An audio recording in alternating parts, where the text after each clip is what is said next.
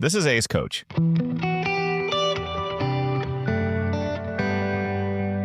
Welcome to the show, Hasani. It's an absolute pleasure having you on today.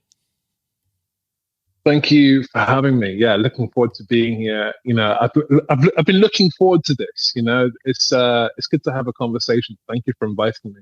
Yeah, and I am happy you came on board, and I'm thankful. I appreciate your time, giving us your time today. And we're going to be talking, diving, pretty much featuring you on the show, learning more about you, what you do.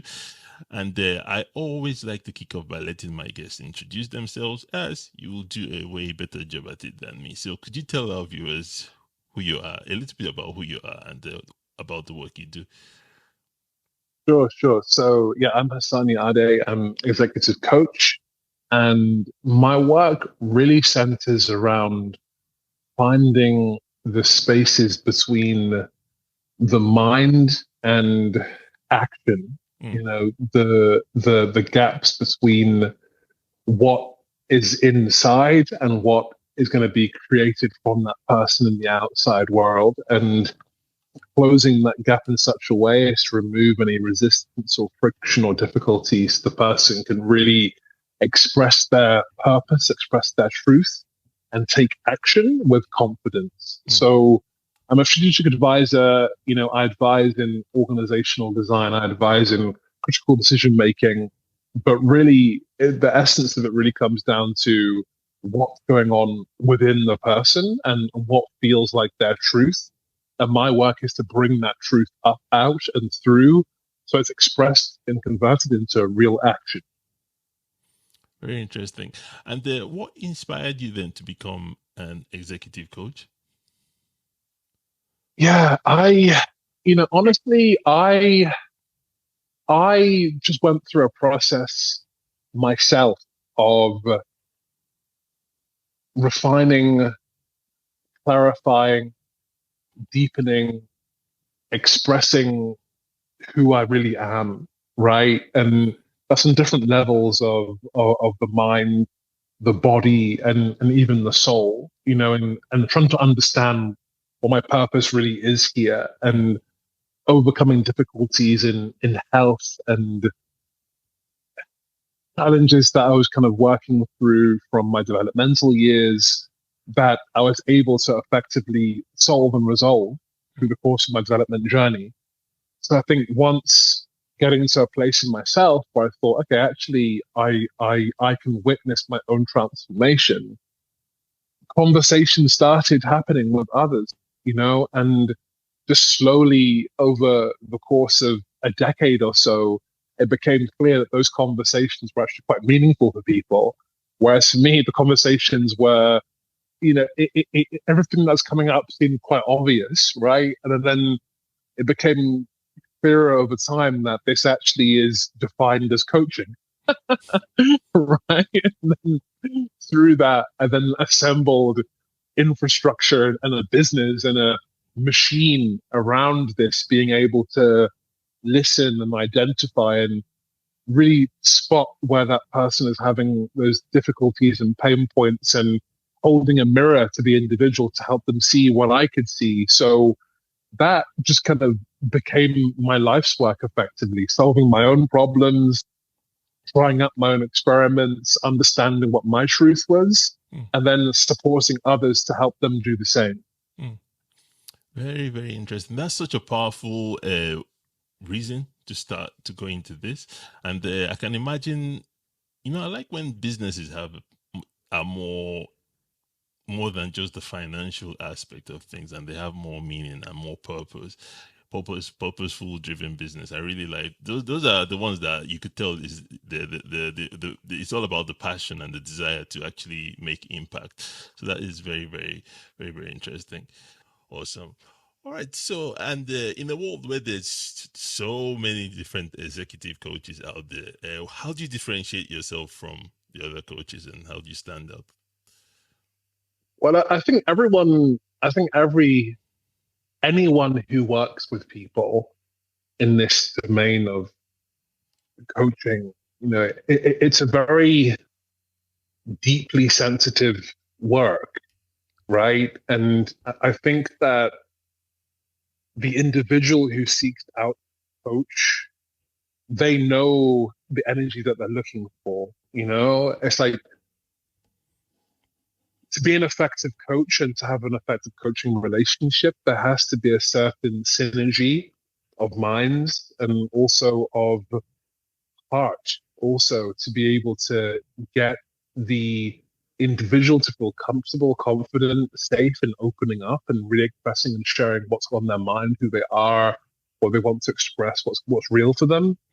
So I would just say that really every coach has their medicine, their secret sauce, their way of doing things. And I think that anyone who works with me that I've worked with, they work with me because they appreciate, they see, they can feel this resonance, which allows them to open in that way, So I think, to answer slash not answer that question, because it's kind of like a convoluted answer, I would just say that it works because it works with the individual that I'm working with, Mm, right? And I think that coaching, it requires a very receptive, sensitive quality of engagement with the individual for it to actually be effective. mm, So if I'm working with someone, really it has to just be a fit. It has to be a match. It has to feel right, both for the individual and for myself.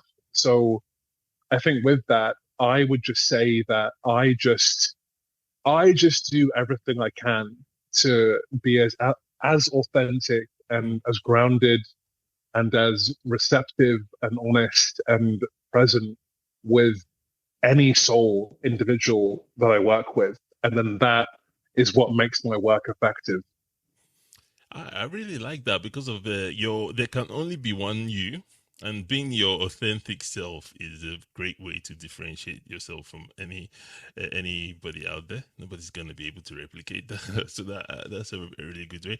And then speaking of, you talked a little bit about the type of people you work with, but I'm curious, do you work with what types of clients do you tend to work with? Are these like founders or C-suite? What does that look like for you? Yeah, so generally more so now, over the years of kind of evolving in this role, Okay. it's now became more C-suite founders, entrepreneurs. Mm, I tend to be working now more at the board level of individuals okay. where my strategic advisory combined with executive coaching is really instrumental at solving those issues relating to people, Mm, relating to abstract timelines, relating to uncertainty, making hard decisions, weighing up variables, weighing up risks, assessing situations, analyzing potential outcomes. So it's now more and more so become C-suite, mm, CEOs, CFOs, COOs, entrepreneurs, executives, people that are really kind of carrying lots of uncertainty mm, and challenge and complexity, and then my work then is to be with them through that process of mm, navigating the unknown and just weighing up, okay, well, if we do this, this happens. If we do that, that mm, happens. Well, how's it going to affect you? What do you think of this? What comes to the surface? What comes to mind? And just really going through the process of building confidence in taking a specific action in the face of the unknown, in the face of uncertainty. So that is really, really hard with people, because, you know, imagine, it's like you're the pilot flying this plane, through this uncharted territory with no map, with headwinds and turbulence and rain smashing against the front of the jet, like that's what it's like, founders, and oftentimes what they need, what the executive needs is someone that can just be with them and say, hey, like everything's okay. Like, let's take this step by step and break this down. And what do you see? Okay, cool. This is what I see. Okay, well, have you seen this in yourself as well? And through that process, we're able to then gain clarity in those critical moments of time when you need to drop in and get really, really focused and stabilize to be able to take action with confidence. So that's what I'm doing, and that's the kind of people I'm doing it with. It's very high stakes. Quite oftentimes, it's high stakes, intensity, high pressure. Um, Knock-on effects. The decisions can affect tens, if not hundreds, of individuals. So, yeah, I find it exciting as well. Like I find it fun. Like working with people on complex issues involving people and resources and time, and it's fascinating, really, and that's kind of what keeps me doing what I do. I like that. And with working with those guys, that's another thing I've learned after interviewing so And many women. yeah, and women. One thing I learned about from interviewing coaches is I've come to realize how important the work you guys do for these executives are. I've Mm, learned that the executives can be very lonely thing yeah, in the career in terms of, and I'm thinking about it like, when you're at the top, who do you really talk to? exactly. So I've come to realize that, and I'm getting that theme from most coaches I speak to, which is very interesting. And speaking of, I always like to, you talked a little bit of the transformation you get your clients through, but I always like to share one success story you've had. You don't have to mention any names, but is there anyone that comes to mind that you're really proud of? Mm, mm. Yeah, I was thinking about this. I thought a question like this might arise.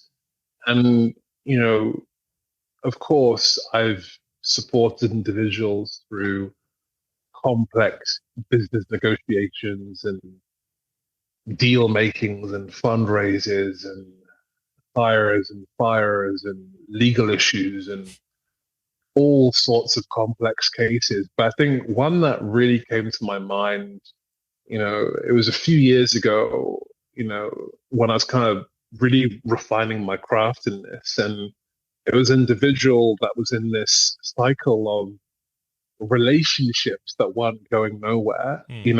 and I kind of was looking at this individual and just being like, huh, you know, this person can't see it, like this person can't see What do you see? this thing that I can see. And then I took her through a process to help her reflect on and see the value in herself that she was not being met with in Hmm. those relationships. And what was really quite trippy actually was that after going through that process with her and helping her evaluate and see and do the subconscious reprogramming, I think it was literally a week later, he met someone. And then within 6 months, they're having a child, and moving in together and getting married. And I was just like, wow, so you went through that cycle of repeating disappointments and I was, yeah, that was really interesting, so it's like I don't see that as being like my success. I just see it more as the pure fascination of how when people slow down, take a look and have a conversation, how they can fix their own minds, fix their own lives, remove those patterns that they keep on repeating. Because this is the thing, like human consciousness is so interesting in that we build these patterns of response and behavior, and we rush through life in a hurry. But then it's only until someone can hold a mirror to your face that you can see what's really going on, and then make those fundamental changes that can literally rewrite that whole person's life path. So that's kind of like a more of a deeper one. Of course I can talk about technical things. Oh yeah, this deal and that fundraising. Yeah, sure. But actually that was one of the ones that kind of really touched me on like a deeper level in my heart, because, you know, that shift in that person's psyche and consciousness, that shift in that person's perspective in recognizing that pattern has led to a life being created. That's powerful, really powerful, and I appreciate you shared that one instead of the your spot on. You I'm sure you have stories of where million, maybe $1 million deals, and stuff Yeah, like deals that. and Oh, yeah, them, true. blah, blah, blah, and, Yeah. partners and this and that. Of course, Yeah. but business stuff, Yeah. but I think it's like, executive coaching isn't just business, it's Yeah. life ultimately. It's navigating life, Yeah. the lived experience, and everyone really is trying to achieve similar things: safety, security, stability, love, health, and everyone goes about that in different ways. Mm. It's true. So true. Because there's a lot of yes, I was chatting to a coach, yes, was it yesterday, and she said something that struck me. She's like, she doesn't believe in work-life balance because of there's no, basically she doesn't believe the two are different. It's just one thing basically. Life is work and work is life. Work is part Mm. of life basically. So yeah, yeah, that makes sense. And yeah, speaking of to help out some of our audience who are at the early stages, or some coaches might be going through some challenges right now, I always like to find out if there's one challenge, one business challenge that you've actually solved, that that actually made a difference in your own practice. In my own practice, a business challenge that I solved in my own practice. Well, I think, yeah. So if we're to look at that question through the lens of, what can a person do to create growth in their business, Hmm. right? If we're looking at through that lens, if they're seeking to be a coach or a practitioner or some kind of healer, I think the thing to do is really, where possible, just go outside and travel and meet people, meet lots and lots and lots of people. Hmm. I think that's a big one. Like, meet lots and lots and lots and lots of people, because when I think about my journey into this started before COVID, Hmm. right? I was doing similar work to what you're doing now, media, conversations, getting out there, going to conferences, meeting people, understanding who's doing what they're kind of working through, who they know, how you can support them.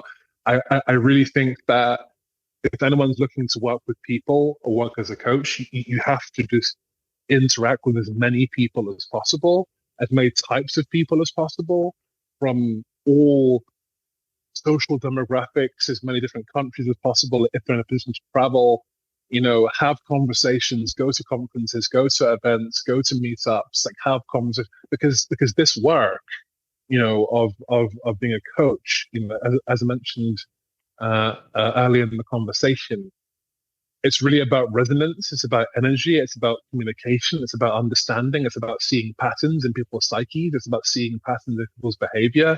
It's about connecting dots between stories and actions. So listen, listen, listen, listen.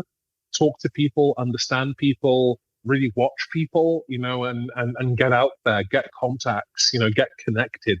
That's what has been the needle mover for me, to a point now where, when it comes to kind of business, I mean, sure, yeah, you can have a fancy website and an automation and a funnel and a thing, but really, I'm just quite often just being referred. People are saying, "I'll talk to Hasani, talk to Hasani." Oh, you have the issue, talk to Hasani. And that snowballs over time, right? You solve problems, you create wins, you help people make more money, you help people find love, you help people solve issues in their health, and then that kind of snowballs. And then the more connections you have, the more nodes you have in your network, the more touch points that you have, all of that just kind of compounds over time, right? So this is kind of also why I've been doing this role for a few, for quite a few years now, because it just keeps on getting more interesting, Yeah. as you meet more interesting people and get more connections and you solve more problems, and also you recognize more patterns in people's, and so I would just say, get out there, meet people, understand people, listen, connect, learn, communicate, listen, share, and also sharing. Definitely share wisdom, share ideas, share perspective, and don't hold back, because if the person really seeks to be a coach in some capacity, or a practitioner or a healer or something like that, I think that this kind of life path is largely about observing, understanding, witnessing, and communicating and sharing. So that should be happening regardless. Where possible at scale, but also as well, not forget about the depth. I mean, like I said, you can have a fancy funnel, you can have an automation thing, you can use AI to make 10 posts on LinkedIn per day, but it's also about that depth, and the relationships that are forged through time, and that can't be hastened, that can't be skipped, So I would just say compound wins, connect, and be willing to go deep and share. I really, really like that, especially the relationship aspect of things. I think that is super important, especially for, as an executive coach, like you rightly pointed out, it's a people business. So you're going to have to meet a lot of people and connect with people. And I love how you say find ways to support them. I think that's one thing that is missing with when people network. People tend to network from a selfish point of view, but looking for ways to support people. That I think that's key right there. So yeah, thanks for sharing that. Super important. And yeah, so Thank you for asking. we've come to the rapid fire question section of the podcast. Basically, I'm gonna ask you Ooh. I'm gonna ask you 4 questions basically, and if you could answer with one sentence and then give us a why, that would be awesome. Yeah, and Mm. starting with the first one, yeah, what's one book or resource that you think every coach needs to check out, and why? Mm. I think if we're talking about understanding the depth of psyche and the depth of the human spirit, I would say Viktor Frankl, Man's Search for Meaning. Really, it's you read that book and you know any issue, challenge that you're facing personally, Hmm. you can just read that book and just be like, oh my God, like these people lived through that experience, with the H word. Um, and then it's not only what he talks about in the book, but what they lived through and what they experienced, but it's also just the extent of how how humans can be to each other, Hmm. how we can be so, how we can be so terrifyingly horrible, but at the same point in time, in amongst all of that, we can also find unity and strength and courage in the face of extreme adversity, Hmm. right? And then he talks more about the factors and the mindset of those who were able to survive that experience with the capital H versus those who were not. And they just help you see very, very deeply into the depths of the psyche, into the soul, into what makes us really human. So that book is really a life changer. I'd recommend that anyone who's interested in the psyche, the soul, the mind, the purpose, strength, you know, has to read that book. Basically, it's an Definitely. education. Sounds definitely one I'm actually gonna check out because that sounds really deep. All right then. So, and Mm. what's one tool or one tool that you can't live without in your business? Mm. I would say I'd say meditation. Hmm. Honestly, I'd say meditation. Of course, there's a million tools. I mean, everything from a pen and paper to a fancy online AI tool thing. Yeah. But I think but I think meditation is really the main tool because I think without it, it's quite difficult to create space to be able to receive others and to listen and to feel the depth of what's really going on, not only in ourselves but in the people that we're working with. I think that meditation is the tool that we use to connect to truth, to create space, to really feel, to listen, to understand, and that space, that is the domain in which the work of coaching takes place and takes form. Love it. And This one should be easy for you. Uh, Seeing as running a business is so stressful, what's one way you look after your mental health? Mm. Yeah, I just think really, it's yeah, I just think it's really about just slowing down. You have to find ways to slow down Hmm. and create space.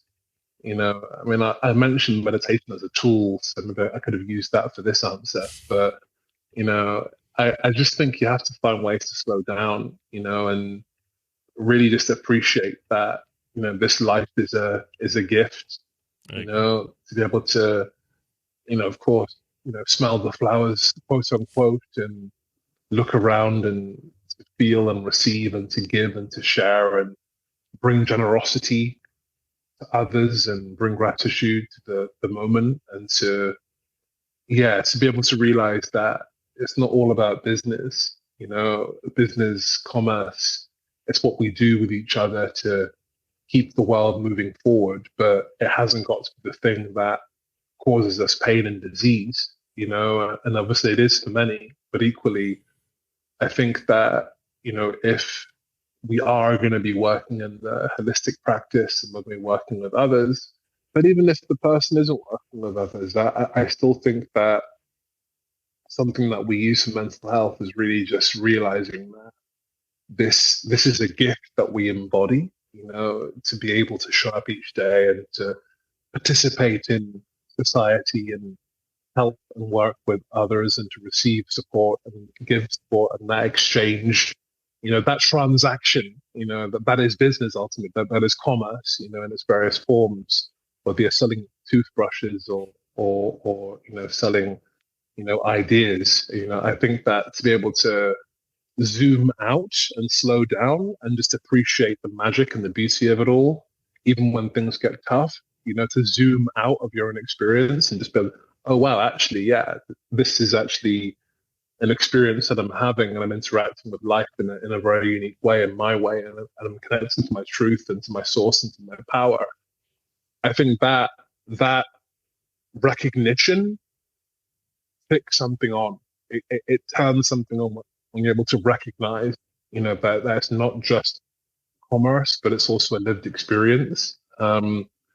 Helps mental health a lot, because I think people can get bogged down. They get bogged down and heavy, in their work and their business, and it's understandable. But I think finding ways to slow down and zoom out and look at the bigger picture, it does something to the mind to rejuvenate, to reconnect, to stabilize, to ground. Love it. And finally, what would you say has been the best investment you've made in your business? Mm. I think the best investment has been relationships. It has to be relationships. It has to be relationships. Really, you know, yeah, you can invest in an agency to bring you more business, but the relationships will bring you 10, 100-fold that investment over time at a deeper level, at a deeper level, because like I said, commerce, business, exchange, transaction, this is it's a dance, and it's great when you can dance with people that you care about. Love it, and I couldn't agree more. Your relationships for me are like one of your biggest business assets, if not the biggest anyway. So I couldn't agree more. Hassan, this has been Mm. an awesome, awesome chat. I've really, truly enjoyed this. And we've pretty much come to Thank the you. end of it. And thanks so much for coming on. And as we wrap up, where can our viewers go learn more about you, possibly work with you? What's the best way for them to do that? Yeah, sure. So just LinkedIn, Yeah. Hasani Ade. I'm also on Instagram as Holistic Sciences. My Instagram is more about coverage around education, health, wellness, technologies, well-being, and mindset. Mm. It's more kind of my kind of fun, like media, kind of more kind of um, and entertainment stuff. But for more of my thought and perspective, LinkedIn, Facebook, or HassaniAde.com. Send me a message. have a conversation. Love it. And we're going to include all of that in the show notes. Once again, thank you so much for coming on. This has been an absolute blast. Thank you so much, Savvy. It's been wonderful. Thank you so much, really. It's been good.